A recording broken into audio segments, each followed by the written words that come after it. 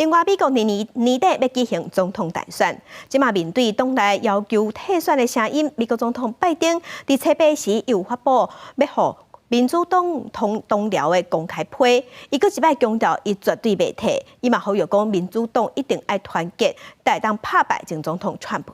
白宫即马嘛对外解说，拜登的健康无问题。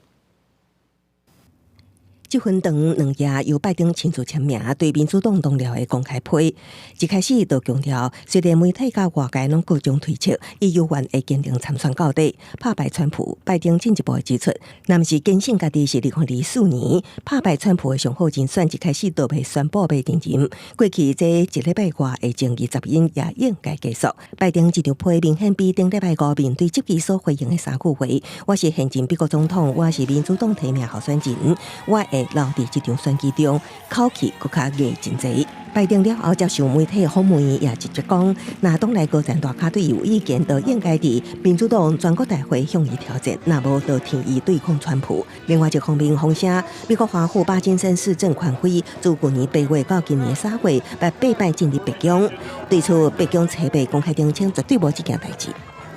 Has the president been treated for Parkinson's? No. Is he being treated for Parkinson's? No, he's not. Is he taking medication for Parkinson's? No. 8月75周年峰会初9甲11会伫华府登场。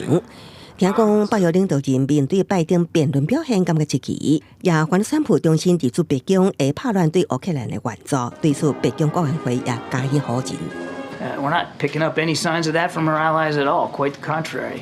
The conversations that we're having with them in advance, they're excited about this summit. They're excited about the possibilities and the things that we're going to be doing together, specifically to help Ukraine.